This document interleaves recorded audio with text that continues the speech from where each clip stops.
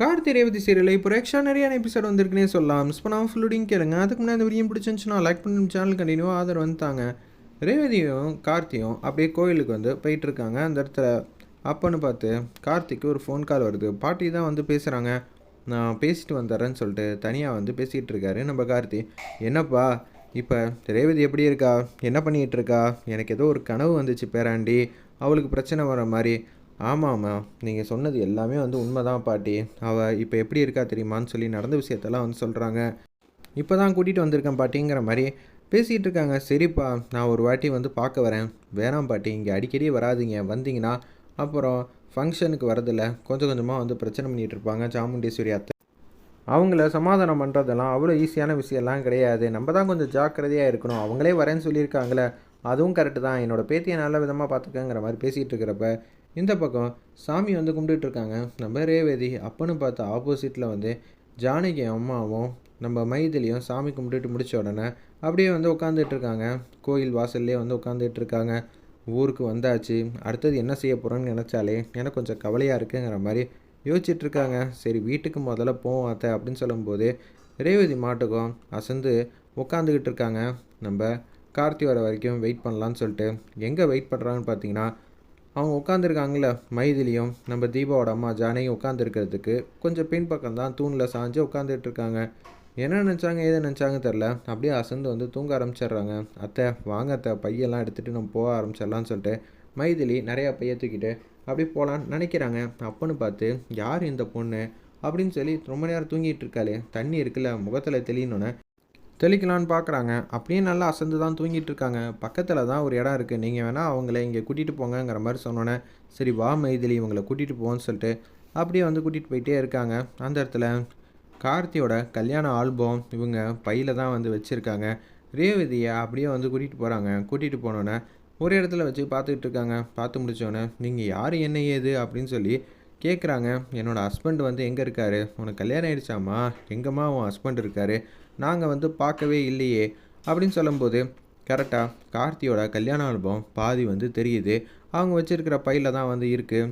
ஒரு பக்கம் கார்த்தி வந்து ஃபோன் பேசி முடித்தோடனே இங்கே அங்கேன்னு தேடி பார்க்குறாங்க. பார்த்தா ரேவதி வந்து இங்கே இல்லவே இல்லையே அப்படின்னு சொல்லி யோசிக்கும்போது சுற்றி சுற்றி பார்க்குறாங்க. கோயிலுக்கு பின்ன இருக்காளா முன்ன இருக்காளான்னு சொல்லி எல்லா இடமும் சுற்றி பார்த்துட்டு இருக்காங்க. இருக்கிற மாதிரியே தெரில. சரி இங்கே இருக்கிறவங்கள்ட்ட வந்து விசாரிக்கலான்னு சொல்லிட்டு விசாரித்து பார்க்குறாங்க. அங்கே இருக்கிறவங்களுக்கு யாருக்கும் தெரியல. இன்னொருத்தவங்கள்ட்ட வந்து கேட்குறாங்க.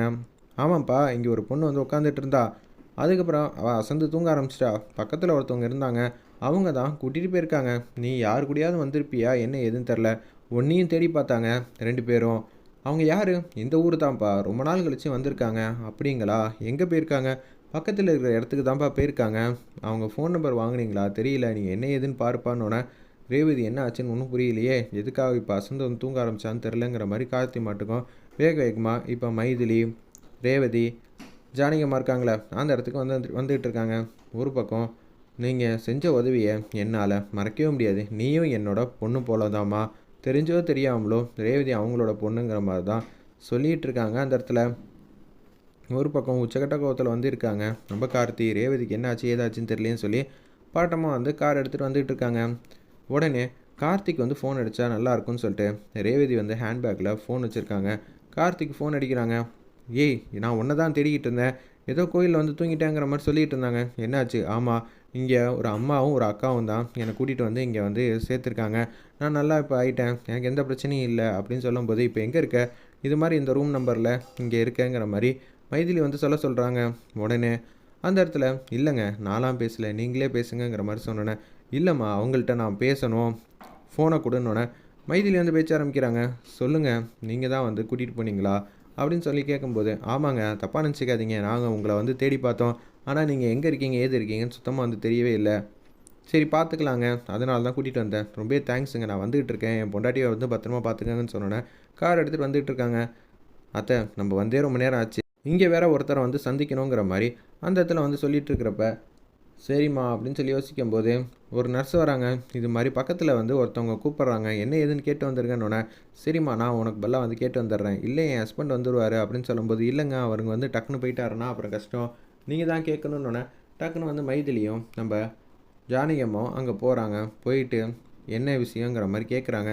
ஆல்ரெடி உங்களுக்கு கொஞ்சம் இதுவாக இருக்குது, இப்போ கொஞ்சம் நீங்கள் ஜாக்கிரதையாக வந்து பார்த்துக்கணும் அப்படின்னு சொன்னோன்னே, சரிங்க நான் வந்து அவங்க ஹஸ்பண்டுக்கிட்ட வந்து சொல்லிட்டே இங்கேருந்து கிளம்புறேன். நீங்கள் அவங்க அம்மா இல்லையா? இல்லைங்க, என் பொண்ணு.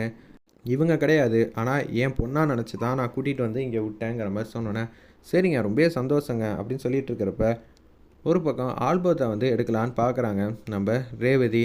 பக்கத்துல வந்து பை வந்து கீழ வந்து இருக்கு. சரி இப்ப இந்த ஆல்பத்தையாவது எடுத்து பார்க்கலாம். யார் இந்த பொண்ணு அப்படின்னு சொல்லி தீபாவோட ஃபோட்டோ ஓரளவு முக்காவாசி தெரியுது. பைக்குள்ள தான் கார்த்தியோட ஃபோட்டோ வந்து இருக்கு. அந்த ஃப்ரேம வந்து டோட்டலா எடுத்தா தான் பைய விட்டு தெரியும் போல இருக்கு.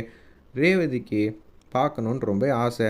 இந்த பொண்ணு தான் இவங்களோட பொண்ணா இருப்பாங்கன்னு நெனைக்கிறேன். அப்பனா மாப்பிள்ளை யாரா இருப்பாங்க? இத தெரிஞ்சுக்கிட்டே ஆவணுமே அப்படின்னு சொல்லி அந்த இடத்துல வந்து யோசிச்சுட்டு இருக்காங்க. நம்ம ரேவதி வேற லெவல்ல மாஸா இருந்துச்சுன்னே சொல்லலாம் அந்த சீன்லாம். அப்பன்னு பார்த்து அந்த ஃபோட்டோவ வந்து எடுக்கலான்னு முயற்சி பண்றாங்க. கைய கிட்டக்க வந்து கொண்டு வராங்க. ஆனா அவங்களால எடுக்க முடியல. அந்த ஃபோட்டோவ என்னடா அது சத்திய சோதனையா இருக்கே! இறங்கி போய் எடுக்கலான்னு சொல்லிட்டு அப்படியே வந்து கிட்டக்க வந்து இறங்கி போய் எடுக்கலான்னு பார்க்குறாங்க. பையில நல்லா வந்து உட்காந்துருக்கு போல இருக்கு. அந்த ஃபோட்டோவ வந்து ஃப்ரேம் எடுக்க முடியல. சரி அவங்க வந்துட்டோம். அவங்க வந்ததுக்கு அப்புறமேட்டுக்கு இந்த ஃபோட்டோ ஃப்ரேம பார்க்கலாம். இவங்க தான் உங்க பொண்ணாங்கிற மாரி கேட்போங்கிற மாரி யோசிக்கிறாங்க அந்த இடத்துல. அப்பன்னு பார்த்து நம்ப ஜானகி அம்மாவும் மைதிலியும் வராங்க. வந்த உடனே எப்படிம்மா இருக்க? என்ன பண்ணிக்கிட்டு இருந்த? இல்லைங்க இவங்க தான் உங்களோட பொண்ணா ரொம்ப அழகா இருக்காங்க அப்படின்னு சொன்னோன்னே ஜானகி அம்மா எதுவும் சொல்ல முடியாமல் அப்படியே நிற்கிறாங்க. என்ன ஆச்சு? அதெல்லாம் ஒன்றும் இல்லை, நாங்கள் போகிறோம்மா. உன்னோட ஹஸ்பண்ட் வந்துடுவாங்கள்ல, பார்த்துக்கங்க. நான் அதுவும் கேட்கக்கூடாதா கேட்டுட்டேனா? இல்லைம்மா அப்படின்னு சொல்லிட்டு ஜானகி அம்மா பைய எடுத்துகிட்டு சல்லுன்னு போக ஆரம்பிச்சிடுறாங்க. இவ்வளோ நேரம் அன்பா பாசமாக தானே இருந்தாங்க, அப்புறம் என்ன ஆச்சுங்கிற மாதிரி கேட்குறப்ப நீங்கள் எதுவும் தப்பாக நினச்சிக்காதீங்க. அவங்க பொண்ணு மாப்பிள்ளையும் பற்றி கேட்டால் அவங்க லைட்டாக வந்து கோவம் தான் படுவாங்க. இதை பற்றி கேட்காதீங்க. ஏன் விட்டுட்டு போயிட்டாங்களா?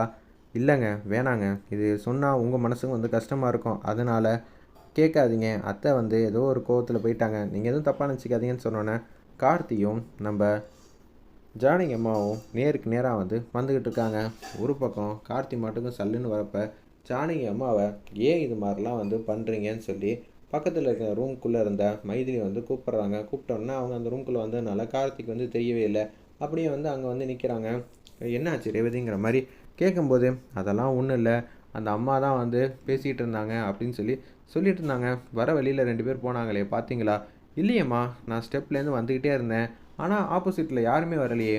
இல்லையே, அவங்க இப்போ தான் போயிருக்கணும், நீ வெளில போய் பார்த்தா தெரியும். என்ன கலர் சாரீ கட்டியிருந்தாங்க சொல்லு அப்படின்னோடனே 2 பேர் கட்டியிருந்த புடவை கலரை பற்றி சொல்கிறாங்க நம்ம ரேவதி.